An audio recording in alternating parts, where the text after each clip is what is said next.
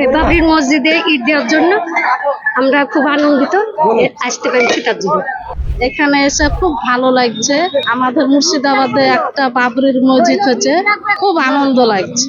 আমরা এসেছি বাবরি মসজিদে রাজরামপুর থেকে নামাজ পড়ার জন্য উদ্দেশ্য করে এসেছি। এখানে নামাজ পড়বো, একটা বাবরি মসজিদের একটা শরীক হবো, সেই ইচ্ছাতে এখানে এসেছি। আজকে ঈদ দেওয়ার জন্য এসেছি বাবরি মসজিদে। ঈদ দেওয়ার জন্য? হ্যাঁ। ঈদ দিয়েছেন? হ্যাঁ, ঈদ দিলাম।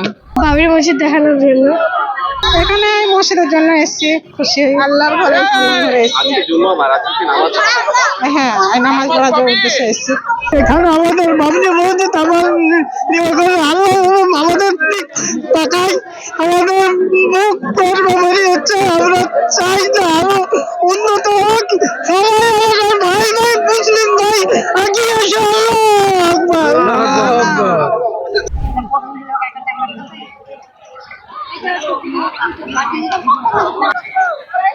এসেছি এই বাবরির মসজিদে ঈদ দেওয়ার জন্য আমরা খুব আনন্দিত আসতে পেরেছি তার জন্য।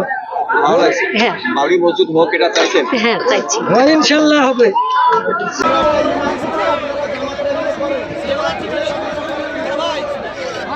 ভালো লাগছে, এখানে এসে খুব ভালো লাগছে। আমাদের মুর্শিদাবাদে একটা বাবরির মসজিদ হচ্ছে, খুব আনন্দ লাগছে। আচ্ছা, আপনারা যে আসছেন এখানে, আজকে জুম্মা, আপনারা কি এখানে নামাজ পড়বেন? নামাজ পড়ার জন্য উদ্দেশ্য করে এসেছি। এখানে নামাজ পড়বো, একটা বাবরি মসজিদের একটা শরীক হবো, সেই ইচ্ছাতে এখানে এসেছি। এদের কি আলাদাভাবে ব্যবস্থা আছে? ব্যবস্থা আছে, আলাদাভাবে ব্যবস্থা করা আছে, খুব সুন্দরভাবে ব্যবস্থা করছে। মেয়েরাও রীতিমতন হইতে ভালো জায়গা করেছে। মেয়েরা অপরকে সাহায্য করছে। মেয়েরা খুবই সাহায্য করছে, ভালোবাসা দেখাচ্ছে, উৎসাহ দিচ্ছে।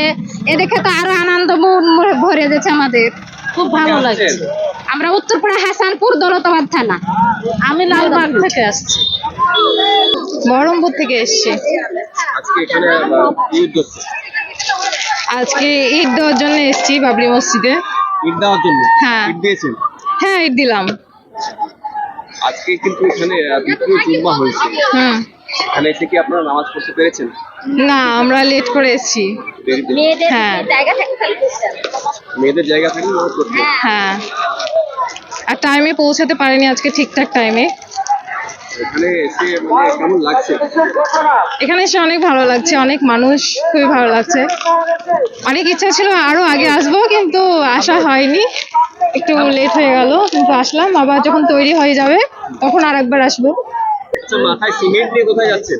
বাবরি মসজিদের জন্য। বাবরি মসজিদের জন্য সিমেন্ট দিতে যাচ্ছেন? হ্যাঁ মসজিদ হবে? হ্যাঁ হবে, ইনশাল্লাহ ইনশাল্লাহ হবে। हम लोग जो है बिहार से आए हैं। कटिहार जिला हम लोग का यहाँ से 280 किलोमीटर दूर पड़ता है।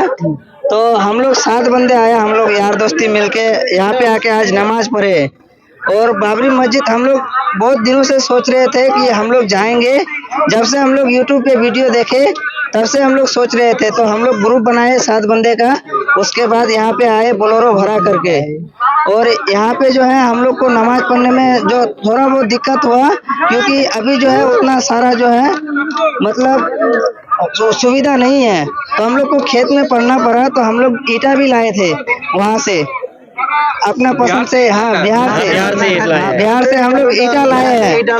और डाल के उसके बाद हम लोग ईटा यहाँ पे रख दिए। और अल्लाह ताला ने हम लोग का नमाज शायद कबूल फरमाए कि आज हम लोग जो है यहाँ पे नमाज पढ़ के हम लोग को सिर्फ खुशी होगा यही कि याद रहेगा पूरा जिंदगी भर, पूरा जिंदगी याद रहेगा हम लोग को कि हम लोग यहाँ पे गए थे, नमाज पढ़े थे और ईटा दिए थे और इतना दूर सफर किए थे, उसके बाद नमाज पढ़े थे।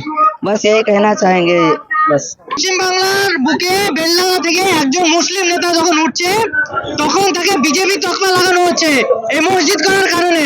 যখন মাননীয় মুখ্যমন্ত্রী জগন্নাথ মন্দির করছে, কালী মন্দির করছে, দুর্গা অঙ্গন করছে, তখন তিনি বিজেপির আরএসএস এর লোক নয়, কিন্তু আমাদের যে লড়াকু সৈনিক মুসলমানের একমাত্র লিডার যিনি পশ্চিম বাংলা থেকে উঠে আসছে, তিনি যখন মসজিদ নির্মাণ করছেন তখন তাকে বিজেপির তকমা লাগাইয়ে দেওয়া হচ্ছে।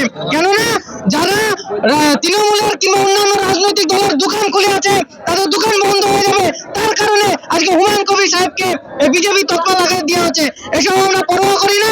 হুমায়ুন কবিরের সাথে পশ্চিমবাংলা সহ অন্যান্য রাজ্যের মানুষ হুমায়ুন কবিরের সাথে আছে, হুমায়ুন কবিরের পাশে আছে। আগামী দিনে দেখবেন হুমায়ুন কবিরের জন্য আমরা হাজার হাজার মানুষ, শত শত যুবক হুমায়ুন কবিরের সাহেবের জন্য জীবন দিতেও রাজি আছি। এই যে 22 তারিখ হুমায়ুন সাহেব কিন্তু নতুন দল ঘোষণা করছে,